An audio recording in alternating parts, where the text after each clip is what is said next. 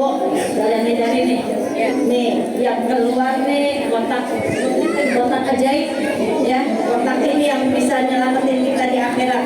Dan ini diperuntukkan kotak ini untuk saudara-saudara muslim kita di Palestina yang sedang membutuhkan, yang dalam penjajahan gak kelar-kelar, rumah mereka hancur, ya ayah mereka, suami mereka jihad untuk menjaga kota Palestina, Masjidil Aqsa. Yuk sama-sama tuh edarin.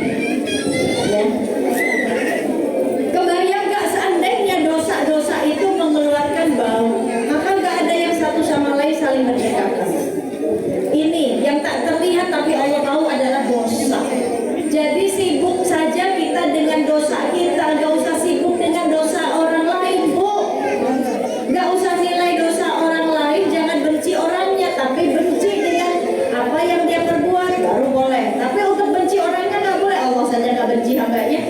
Kita maksiat pagi ini sampai malam hari Allah bentangkan tangannya, nunggu siapa hambanya yang mau bertobat. Ya. Lalu yang kedua apalagi, Bu? Yang gak terlihat oleh diri kita tapi Allah tahu. Apa tadi? Hati kita nih satu sama lain gak ada yang tahu. Saya gak tahu keadaan hati ibu-ibu. Mungkin di belakang ada hatinya yang lagi galau banget. Ada yang hatinya lagi sumpek, betul nggak?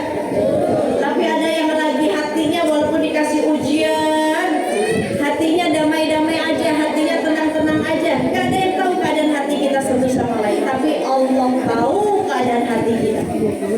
Dan hati dekat sekali dengan jari-jarinya Allah untuk dibolak-balikan. Maka Rasulullah sering membaca doa ya muqallibal qulub bahkan sahabat bertanya, ya Rasulullah, engkau sering sekali membaca doa ini, apakah engkau takut ya Rasulullah? Maka Rasul menjawab, bagaimana mungkin kita merasa nyaman dengan hati kita sedangkan jari-jari Allah dekat sekali untuk membolak-balikan hati kita. Nah, maka ini pentingnya hati ini, Bu, ya.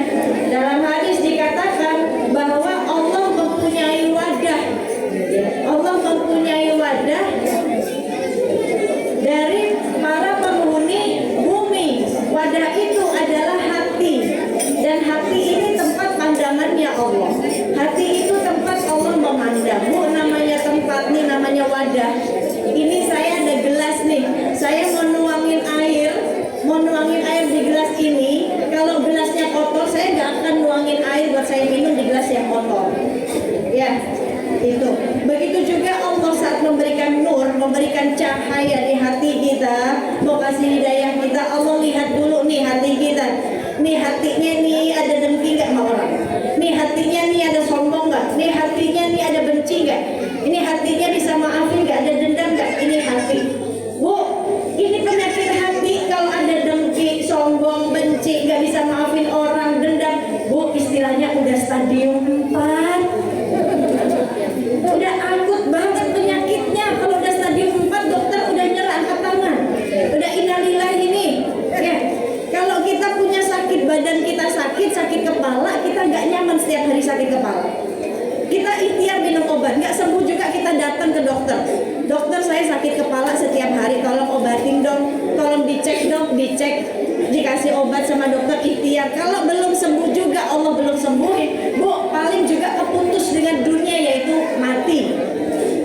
Tetapi kalau batin kita yang sakit, Bu, stadium 4, dengki, sombong, benci, nggak bisa maafin orang, emang enak, Bu, bawa istilahnya bawa luka yang lukanya udah numpuk banget. Emang nyaman hidup seperti itu? Bagaimana kita bisa ibadah kita bisa sampai ke Allah, sedangkan Allah menerima ibadah yang hatinya selamat dari dengki sama orang, benci, dendam. Nih hatinya, supaya ibadah kita bisa sampai ke Allah, ya. Maka yuk berusaha untuk bersihin hati. Banyak-banyak kita zikir, banyak-banyak kita ingat Allah. Kalau kita ingat Allah, Allah akan ingat kita. Subhanallah, alhamdulillah, wa la ilaha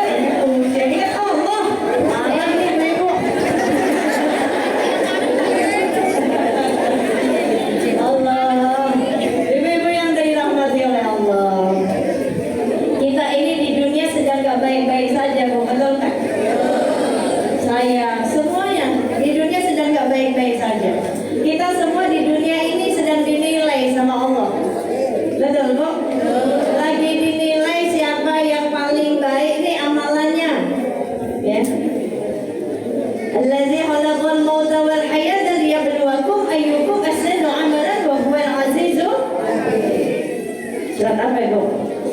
Surat apa Ibu? Surat Al-Mulk ayat 2. Bahwa kita semua di dunia sedang gak baik-baik saja. Kita semua sedang dinilai sama Allah. Maka buat apa kita nilai orang lain kalau kita juga sedang dinilai sama Allah, betul? Ya. Kita lagi dinilai semua nih, siapa yang paling pantas nanti masuk ke surganya Allah. Liyabluwakum ayyukum ahsanu amalan wa huwal azizul ghafur. Siapa yang paling baik amalannya. Maka kita di dunia ini dikasih sama Allah kesempatan di dunia yang kesempatannya cuma ada sekali doang. Kalau ibu-ibu sering dengar kalau ada kesempatan ambil, karena kesempatan gak datang 2 kali, betul nggak? Di dunia kesempatan kita cuma sekali, Bu.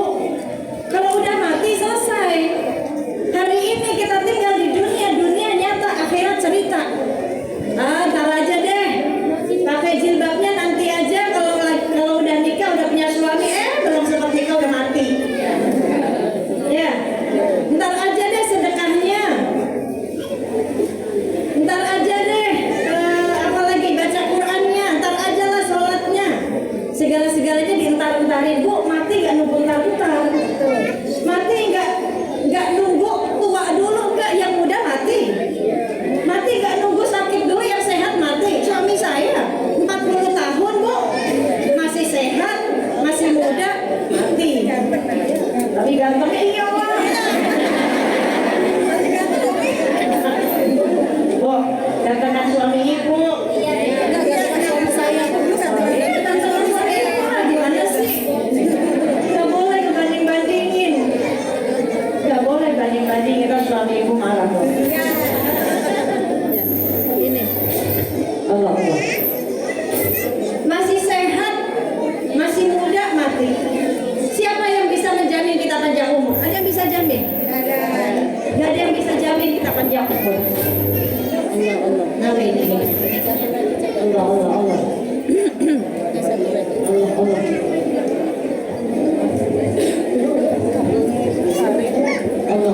Allah.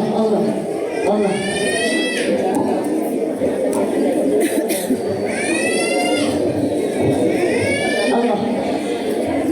Jadi Allah berikan kesempatan kita di dunia ini, Bu, untuk beramal soleh. Orang yang cerdas, ya, kata Umar bin Khattab, orang yang cerdas, orang yang mengumpulkan bekal untuk kehidupan setelah kematiannya. Kalau kita udah mati, selesai gitu, Bu? Enggak. Ada perjalanan yang sangat panjang, Bu, yang harus ditempuh. Siksa kubur setiap hari ada. Namanya perjalanan panjang tuh kita butuh kendaraan, Bu. Betul nggak? Saya dari rumah saya Cibubur sampai ke Cikarang butuh kendaraan. Kendaraan kalau nggak ada bensinnya bisa jalan nggak? Nggak bisa jalan. Bahkan di dalam mobil pun saya bawa bekal. Tadi digorengin dulu tuh sosis sama pembantu saya, karena saya belum sarapan, udah buru-buru. Dibekelin, ya, dibagi-bagi deh tuh sama tim. Harus ada bekalnya dalam perjalanan yang panjang. Harus bawa bekal, Bu, perjalanannya panjang ke Cikarang, belum macetnya di tol. Ya. Nah, kendaraan kita di dunia itu adalah tubuh kita nih, Bu. Ini kita dititipi sama Allah. Mata kita, kendaraan kita, pakai dengan baik kendaraan kita. Pakai dengan ke jalur taat buat melihat Quran, ya, buat menatap orang itu dengan kasih sayang, jangan kebencian, jangan buruk sangka. Ya, lisan kita nih, mulut kita, lisan kita, kendaraan kita. Telinga kita, kendaraan kita, pakai dengan baik buat dengerin hal-hal yang manfaat, nasihat agama, jangan dengerin aib orang. Saya nggak ngegibah kok, Umi, cuma saya dengerin doang, ngagung-ngagung, dosanya sama. Bodoh aja, Bu. Ya, ibu ngangguk-ngangguk, ya, terus kepikiran sama aja dosanya, udah nyata bersangka, mohon maaf. Ya, dengerin sesuatu yang nggak ada hubungannya sama kita, rugi. Lisan kita, kendaraan kita untuk sampai ke Allah. Pakai buat baca Quran, pakai buat zikir, pakai buat sholawat. Jangan pakai buat gibahin orang, jangan pakai buat ngadu domba orang. Jangan. Salah satu wasiat Rasulullah SAW kepada Sayyidina Ali menantunya, yaitu damaikan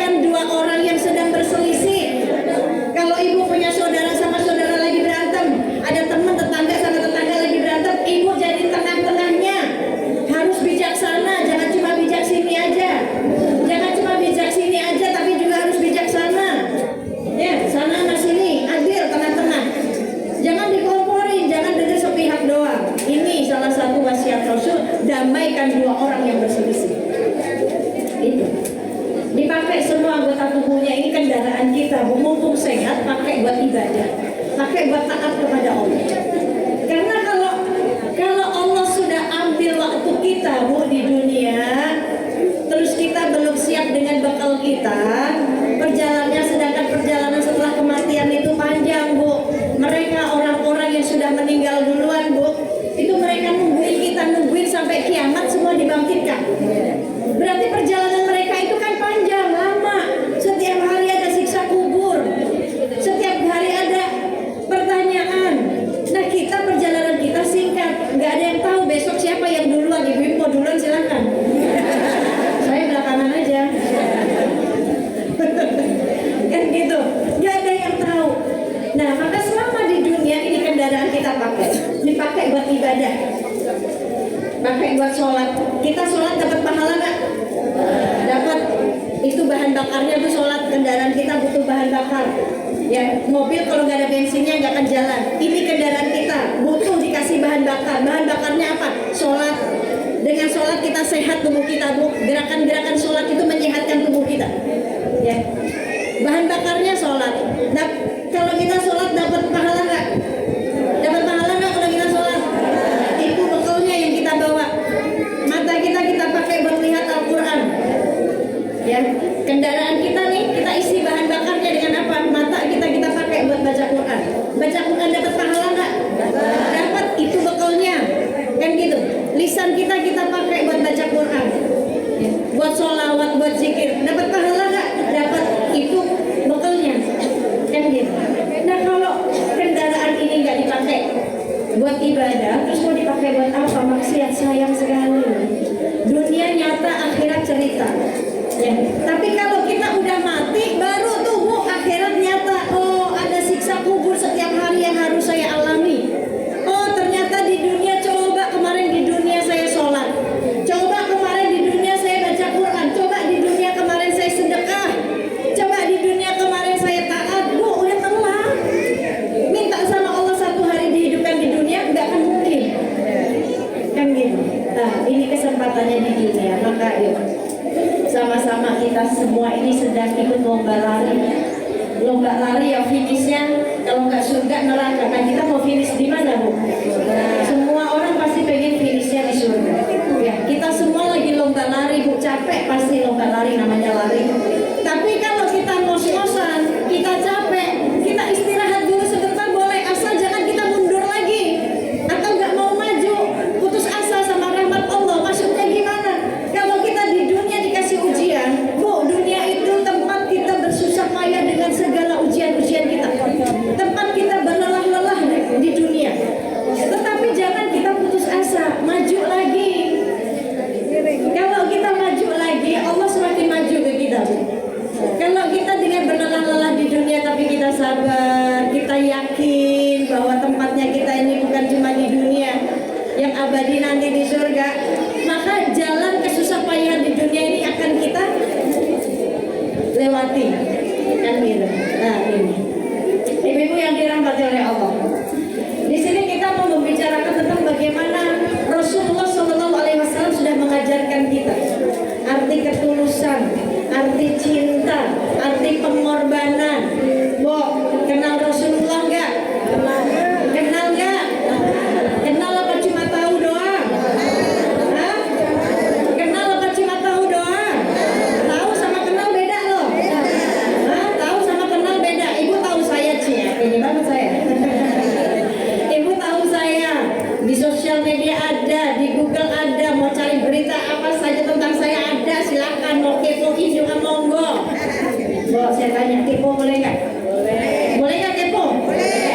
Benar boleh. Kepo yang mana dulu? Hah? Kepo baik apa kepo buruk? Kepo boleh. Apa sih kepo, Bu? Pengen tahu. Pengen tahu, cari tahu itu kepo. Boleh. Tapi kepo yang baik. Kepo yang baik itu kepoin kehidupannya Nabi, itu kepo yang baik. Kepo yang baik, kepoin keluarga Nabi seperti apa. Udah tahu belum istri-istri Nabi siapa aja? Nah, berarti belum kenal. Tadi katanya kenal. Kepoin dah. Jangan ini tetangga dikepoin mulu, artis dikepoin,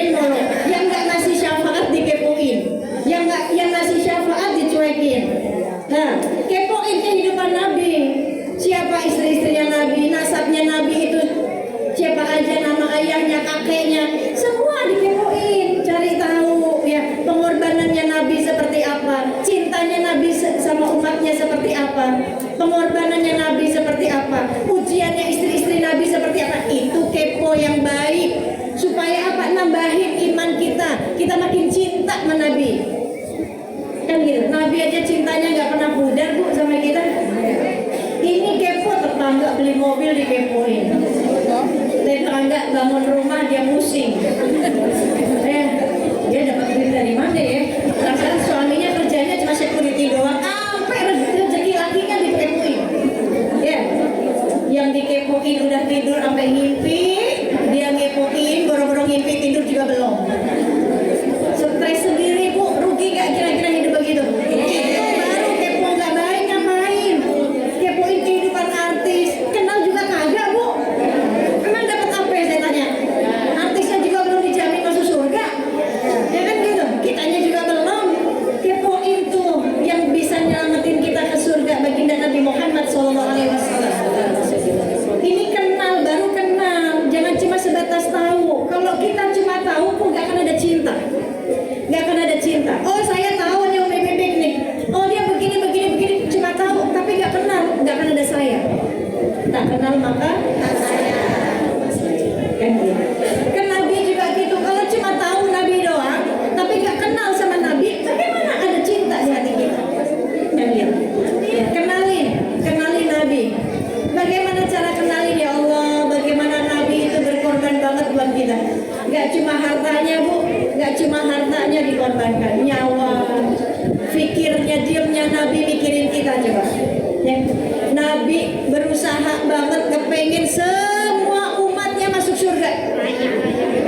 Ini saya ceritain, diriwayatkan Bu, suatu hari malaikat Jibril mendatangi rumah Rasulullah SAW. Ya Rasulullah, hari ini Allah mengobarkan api neraka ya Rasulullah, dan semua malaikat takut, maka aku datang menemuimu untuk bertabaruk kepadamu karena aku tahu engkau manusia yang paling dicintai oleh Allah. Bahkan Allah menciptakan langit dan bumi itu karena baginda Nabi Muhammad SAW. Kalau bukan karena yang namanya seorang Muhammad, Allah tidak akan menciptakan langit beserta isinya, bumi beserta isinya. Karena baginda Nabi Muhammad akan dijadikan kekasih Allah. Maka saat itu Rasulullah bertanya, ya Jibril, ceritakan kepadaku bagaimana keadaan neraka tersebut. Maka malaikat Jibril menceritakan neraka itu terdiri dari 7 golongan, 7 tingkatan, 7 lubang, satu lubang dengan lubang lainnya jaraknya 70 tahun. Tingkatan pertama untuk orang-orang munafik. Ada di sini orang munafik. Insya Allah di sini ibu yang solehah semua. Ibu-ibu yang taat sama suaminya. Ibu-ibu yang gak pernah melototin suaminya. Apa ketawa Bu? Ibu-ibu yang gak pernah ngomong kenceng depan suaminya. Ya, ibu-ibu yang gak pernah ngambil duit di dompet suaminya kalau suaminya kamar mandi. Tuh, pada ketawa semuanya kan, berarti udah ketahuan nih. Ini yang pada pengalaman kalau suami lagi kamar mandi pada ngambilin duitnya. Tapi suami saya pelit banget Umi. Ya, hati Bu jadi curut loh. Kepalanya jadi curut lah. Bu, pengalaman saya soalnya. Saya hobi banget ngambilin duitnya Uce kalau dia lagi kamar mandi. Ya Bu, habis kan rumah saya komplek Bu. Rumah saya di dalam komplek yang gede-gede. Jarang banget tukang sayur masuk situ. Kalau mau ke pasar jauh banget kan gitu. Nah saya setiap hari harus masak disuruh Uce. Gak boleh saya beli di luar. Nah kalau tukang sayur lagi datang, saya lagi gak punya duit, laki lagi di kamar mandi, ngintip aja dompetnya. Ambil dulu kan deh. Ceritanya nih Bu nih, diambil deh ceritanya. Bisa ada tukang sayur kan, takut sayurnya keburu pergi, ambil. Udah tuh. Nah Uce tipe orang yang bentar-bentar nih, bentar-bentar yang gitu ya. Jadi keluar kamar mandi udah harus disiapin semua tuh, kaos dalamnya, celana dalamnya, kaos kakinya, semua udah harus komplit. Jadi udah selesai, udah disiapin. Udah itu pas mau berangkat kerja, berangkat celana tuh di jalan, ingat tuh Bu, dia tuh ngecekin dompet tuh pasti tuh. Sampai di jalan yang berbunyi nih, ambil duit nungguin Abi ya. Iya Abi. Habis tadi kan Abi masih di kamar mandi. Jangan dibiasain tadi dicuruk tuh kepalanya. Habis tadi ada tukang sayur nungguin Abi ke kamar mandi kan lama. Uci itu kalau di kamar mandi lama soalnya Bu. Rendang dulu udah kayak cewek banget. Ya Allah bininya beneran. Kalau mau mandi tuh ada bathtub tuh harus disediain nih, sediain air hangat. Wih bathtubnya dikasih sabun, kasih busa-busa. Aduh centil banget. Ya gitu bininya kalah beneran. Itu dia banget lama banget di kamar mandi. Padahal di kamar mandi udah lama-lama ya Bu. Jadi kan daripada nungguin dia lama tukang sayurnya pergi, saya ambil dulu duitnya. Terus ditelepon, nggak boleh nanti kepalanya jadi curug. Oh iya dia maafin. Oke jangan gue. Oke suaminya pelit juga udah tungguin dulu. Ini bagaimana tadi lupa saya ceritanya. Oh iya malaikat Jibril. Yang pertama buat orang-orang munafik. Golongan kedua, lubang kedua untuk orang-orang penyembah berhala. Golongan ketiga untuk orang-orang kafir sampai tingkatan ke-6, sampai tingkatan ke-7 malaikat Jibril terdiam Bu. Tidak mau meneruskan. Rasulullah bertanya, ya Jibril, engkau belum sampai ke tingkatan ke-7. Kenapa engkau terdiam? Lanjutkan ceritamu ya Jibril. Aku ingin tahu untuk siapa neraka ke-7 itu. Jibril menundukkan kepalanya. Lalu Jibril mengatakan, ya Rasulullah maafkan aku. Neraka ke-7 Allah ciptakan untuk umatmu yang berbuat dosa tapi dia tidak bertaubat kepada Allah. Seketika itu Rasulullah pingsan. Rasul pingsan dan malaikat Jibril mengangkat tubuh Rasul dan meletakkan di pangkuan malaikat Jibril. Lalu Rasulullah terbangun menangis selama 3 hari setelah mendengar bahwa Allah ciptakan neraka ke-7 untuk umatnya. Rasul 3 hari gak mau makan Bu. Rasul 3 hari gak mau makan demi kita Bu. Rasul berdiam diri ibadah, Rasul habiskan untuk ibadah menangis ya. Sahabat Sayyidina Abu Bakar Siddiq karena 3 hari tidak melihat Rasul, Sayyidina Abu Bakar Siddiq mendatangi rumah Rasul. Assalamualaikum ya Rasulullah, bolehkah aku masuk? Sudah 3 hari engkau tidak keluar, kami rindu. Rasul diam, tidak ada jawaban hingga Sayyidina Abu Bakar Siddiq pulang. Di jalan bertemu dengan Sayyidina Umar. Sayyidina Umar bertanya, wahai Abu Bakar, kenapa engkau menangis? Lalu diceritakan bahwa Rasul sudah 3 hari tidak keluar rumah. Sayyidina Umar datang menemui Rasulullah. Assalamualaikum ya Rasulullah, bolehkah aku masuk? Melalui pintu mana supaya aku bisa melihat engkau ya Rasulullah? Rasul diam. Sayyidina Umar pulang. Di jalan bertemu Salman Al-Farisi. Lalu menceritakan. Salman bertanya, kenapa engkau menangis? Diceritakan bahwa Rasul sudah 3 hari tidak keluar rumah. Maka Salman pun sama mengikuti apa yang sahabatnya itu kerjakan. Sampai sana pun Rasul gak mau membukakan pintu. Hingga Salman Al-Farisi mendatangi rumah putri tercinta Rasulullah, yaitu Sayyidah Fatimah Zahra. Mengatakan bahwa ayahnya sudah 3 hari tidak keluar rumah. Maka Fatimah buru-buru segera datang ke rumah Rasulullah, ke rumah ayahnya. Assalamualaikum ayahku ya Rasulullah, bolehkah aku masuk? Begitu mendengar suara putrinya, Rasul buru-buru membukakan pintunya. Karena Fatimah adalah putri tercinta Rasul. Bahkan kalau Rasul rindu wanginya surga, Rasul cium kening putrinya. Karena Sayyidah Fatimah itu adalah penghulunya wanita di surga. Pemimpinnya kita nanti di surga itu Sayyidah Fatimah. Ya. Maka begitu dibukakan pintu, Fatimah menangis melihat keadaan ayahnya yang kurus, yang pucat. Wahai ayahku ya Rasulullah, apa yang kau lakukan? Apa yang terjadi hingga kau 3 hari tidak keluar rumah? Kau tidak makan ya ayahku? Apa jawab Rasulullah? Ya Fatimah putriku, bagaimana aku bisa makan sedangkan Allah ciptakan neraka ke-7 untuk umatku ya Fatimah? Menangis. Nih, ini cintanya Rasul buat kita. Rasul tuh kepengen kita semua umatnya masuk, semuanya masuk surga. Itu yang Rasul mauin. Bahkan di arsy-Nya Allah Bu, di arsy-Nya Allah ada mimbar, 2 mimbar. Mimbar kanan dan mimbar kiri. Mimbar kanan arah menuju jalan menuju ke surga, dan mimbar di kiri jalan menuju neraka. Mimbar di kanan yang berdiri Nabi Ibrahim alaihissalam. Mimbar ke kiri, mimbar yang di kiri yang jalan menuju neraka, Rasulullah berdiri di situ. Sahabat bertanya, ya Rasulullah, kenapa engkau berdiri di mimbar sebelah kiri? Bukankah kedudukanmu lebih tinggi dari Nabi Ibrahim? Apa jawab Rasul? dan sebelah kiri, supaya aku bisa melihat di saat ada umatku yang masuk ke dalam neraka, aku bisa menolong dia. Allahumma sholli ala sayyidina Muhammad. Ini cintanya Rasul kepada kita. Nggak cuma sampai di sini, Bu. Nanti nih, Bu, di yaumil mahsyar, kita di yaumil mahsyar kan dibangkitkan nih semuanya ya dalam keadaan telanjang. Dibangkitkan semuanya, baik laki-laki baik perempuan, semua dibangkitkan dalam keadaan telanjang satu sama lain. Di yaumil mahsyar semuanya nafsi-nafsi. Seorang istri lari dari suaminya, dia udah nggak peduli. Seorang suami lari dari istrinya, dia udah nggak peduli, boro-boro mikirin istrinya, boro-boro cari istrinya enggak. Seorang anak lari dari orang tuanya, orang tua lari dari anaknya, semuanya nafsi-nafsi. Bahkan semua umat, semuanya saat itu sibuk mencari pertolongan. Habis waktunya ini. Masih banyak nih. Masih banyak. Jam berapa sekarang? 12. Yang mau lagi.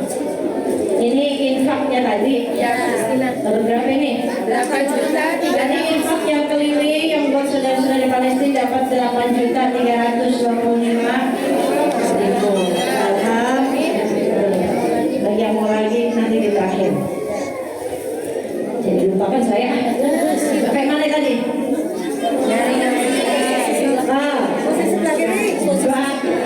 Di yaumil mahsyar. Semua orang nafsi-nafsi. Suami lari dari istrinya, istri lari dari suaminya, orang tua lari dari anaknya, anak lari dari orang tuanya. Bahkan keadaan yaumil mahsyar saat itu, Bu, sejengkal matahari ada di atas kepala kita, panas luar biasa. Ada seorang wanita yang melahirkan di situ, anak yang dia lahirkan dia jadikan pijakan kakinya. Itu keadaan yaumil mahsyar, semuanya nafsi-nafsi. Nabi Isa datang mengatakan, ya Rabbi nafsi-nafsi, umatku ini hambamu ya Allah, diserahkan umatnya ini kepada Allah karena hamba Allah. Nggak peduli, Bu, ya, datang menemui Nabi Musa, ya Nabi Musa tolongin aku nggak bisa menolongmu, bahkan aku pun nggak bisa minta pertolongan kepada Allah karena Allah sudah menolong waktu di dunia saat aku dikejar-kejar oleh Fir'aun. Maka siapa yang bisa menolong ini semua di yaumil mahsyar? Saat itu Rasul sujud di hadapan Allah, bangun sujud lagi hingga Allah mengatakan, ya Muhammad, untuk apa kau ibadah, udah gak ada ibadah, bangun, jangan sujud. Apa jawab Rasul?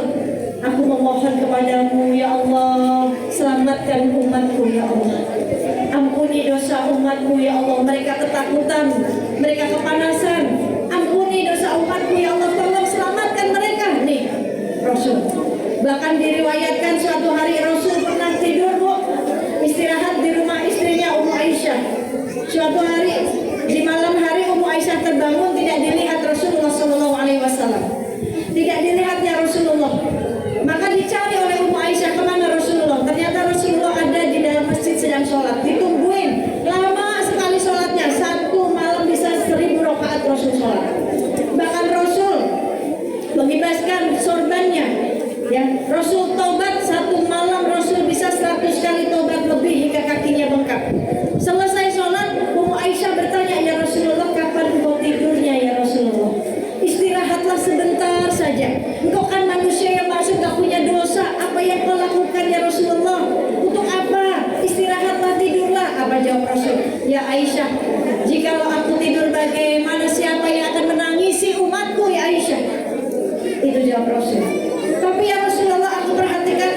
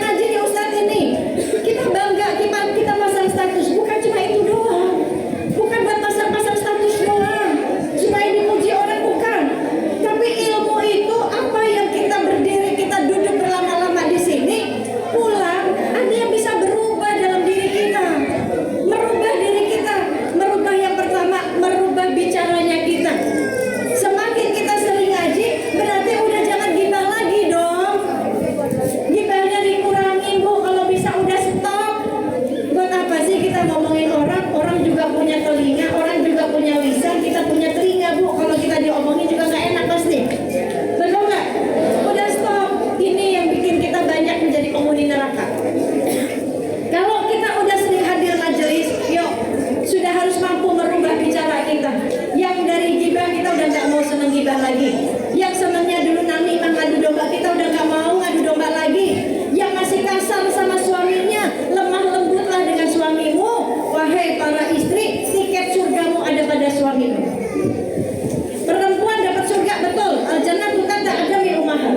Surga ada di telapak kaki ibu, tapi ibu gak bisa masuk surga pakai kaki sendiri, gak bisa. Betul nggak Bu? Gak bisa. Tiket surganya ibu ada pada ridho suami. Ini urusan ngaji aja kalau nggak izin sama suami, suami nyariin dosa Bu. Betul nggak? Udah izin belum nih? Ya. Awas ya kalau nggak izin ya. Udah sebulan yang lalu. Rasanya kalau saya baru kemarin masuknya. Izin Bu. Urusannya ngaji ini kalau nggak izin bahaya. Walaupun betul bagus datangnya ke tempat majelis, tapi kalau suami gak ridho Bu, duduknya ibu di sini gak dapat pahala. Karena ridhonya Allah ada pada ridho suami. Izin benar-benar izin sampai diizinin. Izin nih, ayam, panggilnya apa? Mas, apa lagi? Ayam beb. Bapak, apa namanya ya? Sayang, besok pagi boleh nggak saya mau ngaji di masjid apa nih? Hah? Masjid An-Nur. Ada Umi Pipik, nama saya dibawa-bawa. Benar nggak? Nggak, berarti ngajinya karena saya, bukan karena Allah. Kalau masih bawa-bawa nama orang, ngajinya bukan karena Allah. Boleh nggak ngaji? Udah gitu aja, nggak usah bawa nama saya. Kalau saya nggak datang, kecewa semua diviralin saya. Udah kalau mau izin Pak, saya mau ngaji. Udah karena Allah aja, jangan bawa-bawa. Mau usahanya Halimah kek, mau usahanya siapa kek, nggak usah bawa-bawa. Udah ngaji aja karena Allah. Ya, ayang, saya mau ngaji nih, gitu ya. Ada Umi Pipik, nama saya dibawa nggak apa-apa lah. Kali ini saya maafin. Kali ini saya ridho. Ya, boleh nggak? Tiba-tiba karena suami lagi nggak kerja, Mah, besok saya lagi cuti, pengen di rumah, temenin aja ya udah. Ya, papa sama papa setiap hari ketemu. Kamu Umi Pipik saya nggak pernah ketemu, nama saya lagi dibawa-bawa. Ya? Suaminya udah mulai kesel nih Bu. Mukanya udah mulai berubah nih. Ini bini nggak tahu banget ya. Ya, suami lagi pengen di rumah, pengen disayang-sayang, lagi pengen manja mungkin sama istri. Ya, nah udahlah di rumah, kebetulan juga papa lagi gak enak badan nih. Ya udah, papa sakit apa? Nih, mama kasih obat. Masih ya, Bu, masih berusaha. Ya, masih berusaha. Sampai suaminya ngeles lagi. Mah, biasanya Umi Pipik itu suka live loh. Ya, di media sosialnya suka live, udah aja duduk di sini sama papa, lihat live-nya kan sama aja. Ah, nggak bisa Pak, kayak kurang gimana gitu. Masih ngeyel nih istri. Ya, sampai akhirnya suaminya bilang apa? Terserah. Oh, kira-kira diridoin nggak Bu? Diridoin, terserah itu diridoin nggak? Itu terpaksa Bu, suami karena kasihan sama bini, mana udah beli dress code, jilbabnya udah baru, ya. Kasihan banget kalau nggak dipakai nanti, kan gitu. Tuh suami yang baik Bu, ya. Suami istrinya pede banget tuh. Udah bilang suaminya terserah, istrinya kepedean. Makasih ya ayah, ya Allah. Ya Robi, baik banget ayah datang di sini. Suami ditinggalin antara lagi kesel sebenarnya hatinya. Ya, terus tahu hidupnya kemarin saya cuti deh. Mendingan saya cuti sama yang lain kan gitu. Ayo, gimana coba? Kan? Setelah gitu siapa yang mau disalahin? Kan gitu. Ini. Tetapi kalau suaminya ridho Bu, suaminya ngizinin, ini amanah ridhonya ini dijaga. Udah datang selesai ngaji, ya udah pulang, jangan ngeluyuk lagi. Jangan ke pasar lagi, jangan ngopi-ngopi cantik lagi. Ya,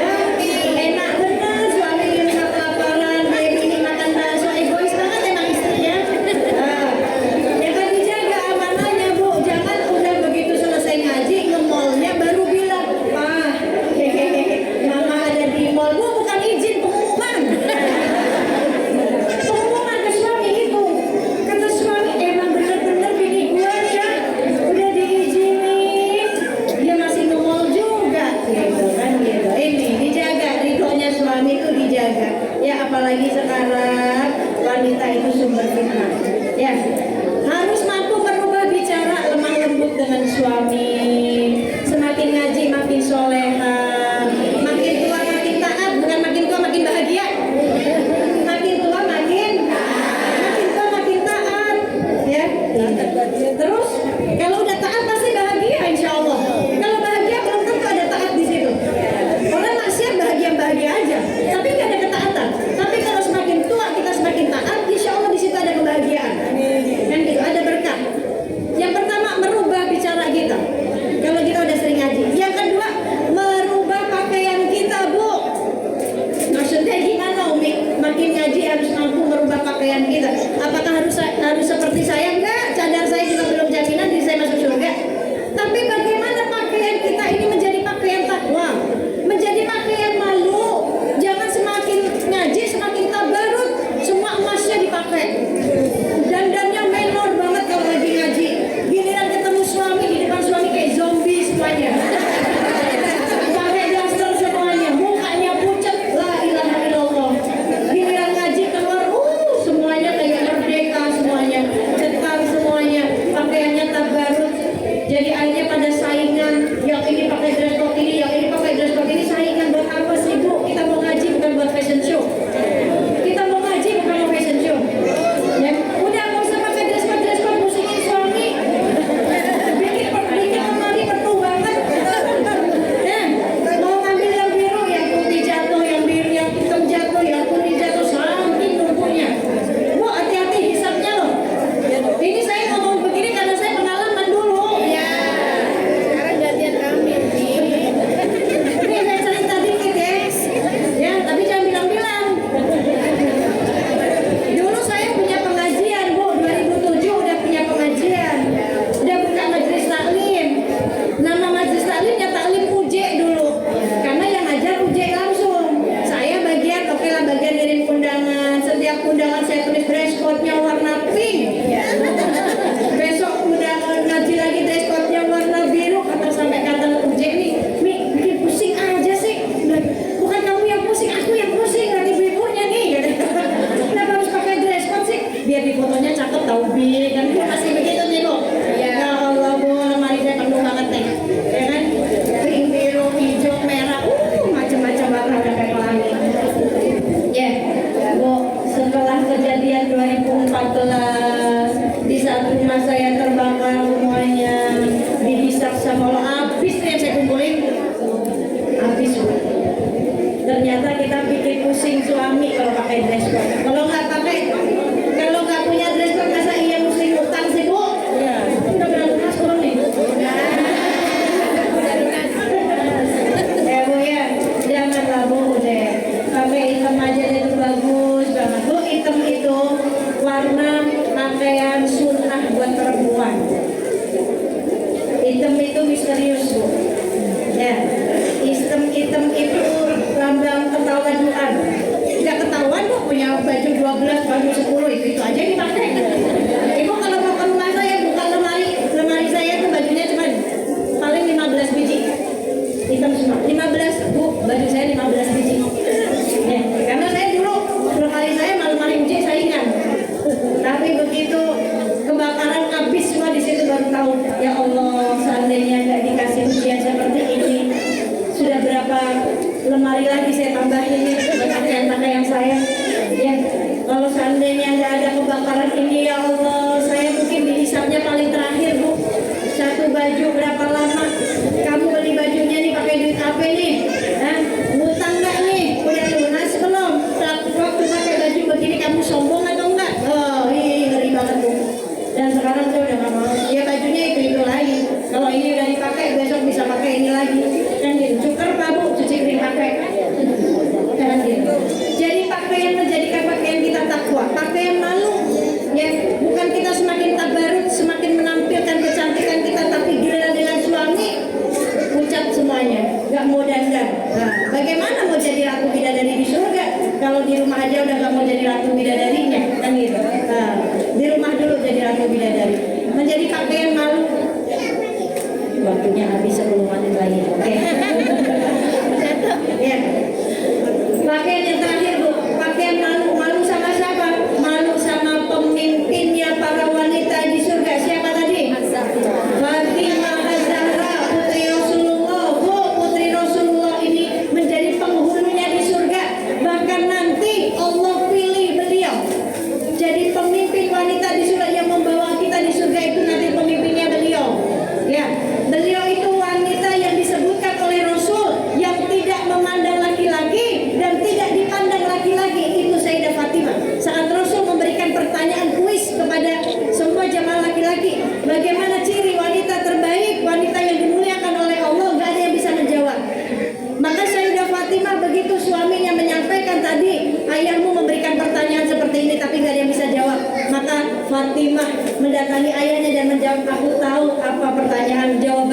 pertanyaanmu wahai ayahku.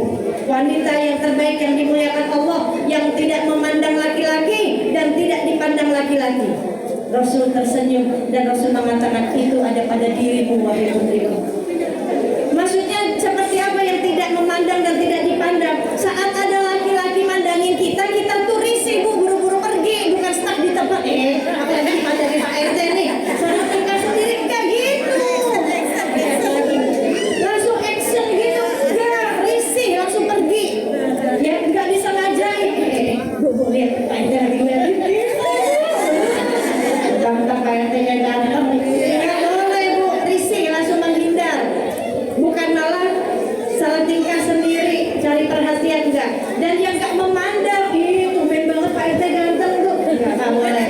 Nah, gitu. Yang tidak memandang laki-laki dan tidak dipandang, ya dia punya rasa malu. Itu Sayyidah Fatimah. Bahkan bu, suatu hari, suatu dikisahkan saat Rasulullah berdakwah di hadapan para jamaah semuanya, para jamaah laki-laki, ya saat itu Rasul menangis.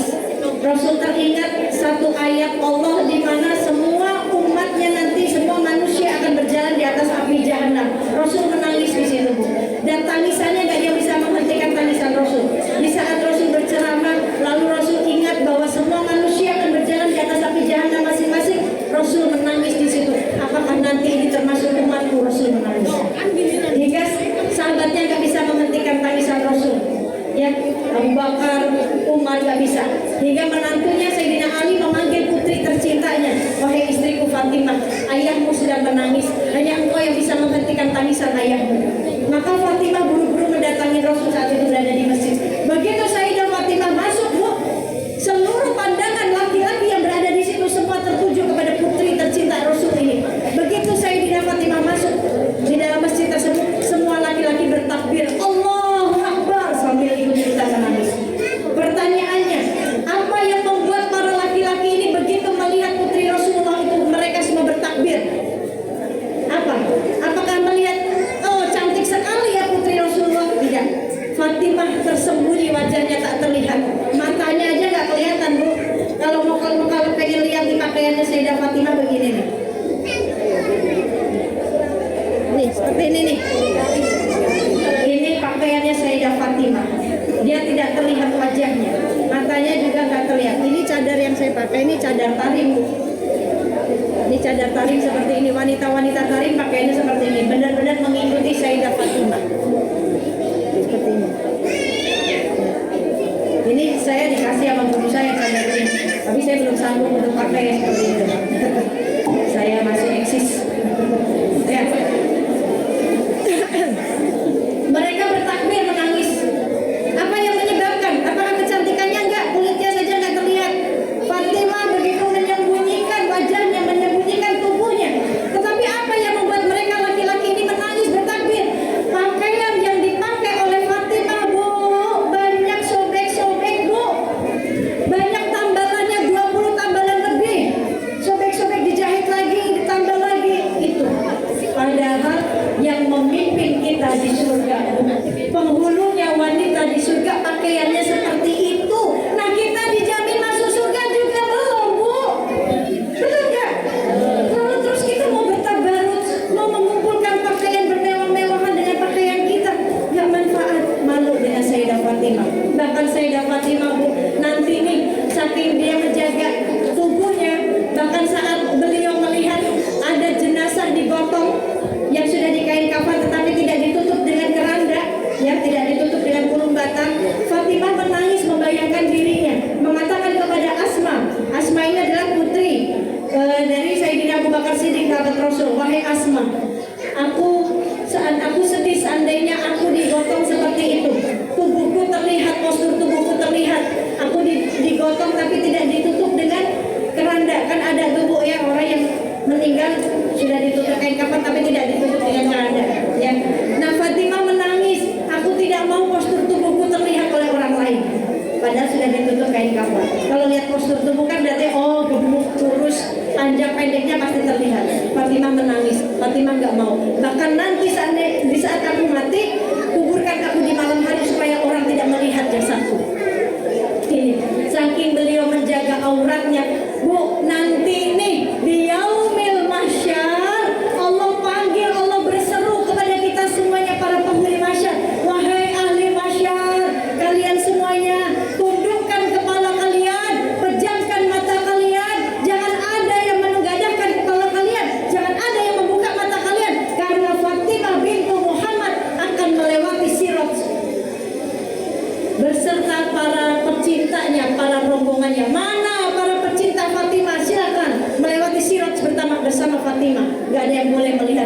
satu pun gak ada yang boleh melihat. Dan kita tahu Sirat itu bawahnya api yang menyala-nyala. Tapi saat saya dan Fatimah berjalan, tidak ada api, dingin, semuanya berjalan dengan para pecintanya, dengan para rombongannya. Semoga kita ada salah satu di rombongan tersebut. Ya, makanya mulai rubah pakaian kita. Sudahlah, sederhana saja kalau mau ngaji, luruskan niatnya karena Allah. Yang niatnya karena Allah akan sampai kepada Allah dan akan mendapatkan hidayah dari Allah. Baik, ini saja yang bisa saya sampaikan. Kurang lebihnya saya mohon maaf. Mari kita sama-sama kita baca, kita doa untuk diri kita khususnya, semoga Allah berikan petunjuk untuk diri kita. Allah gak condongkan hati kita dalam kesesatan, setelah Allah berikan hidayah kepada kita. Allah jaga hati-hati kita, Allah jaga rumah tangga, Allah jaga keluarga, anak-anak disolehkan. Yang hari ini sakit, ada yang sakit, Allah angkat penyakitnya, sehat walafiat, tidak meninggalkan penyakit apapun.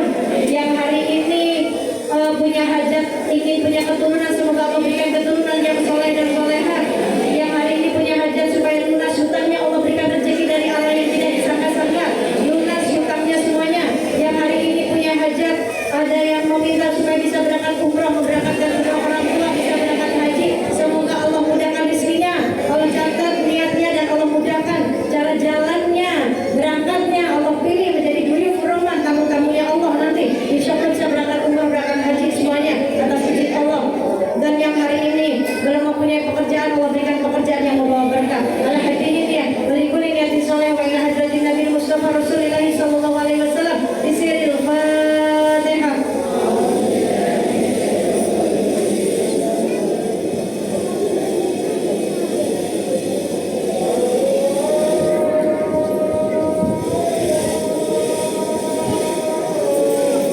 Baik, yang terakhir Ibu-ibu, di sini saya bersama KNRP Komite Nasional Rakyat Palestina.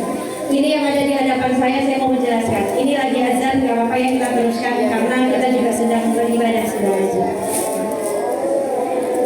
Allahu Akbar, Allahu Akbar, syahadu an la ilaha illallah, syahadu anna Muhammadar Rasulullah, hayya 'alas shalah, hayya 'alal falah, qad qamati shalah.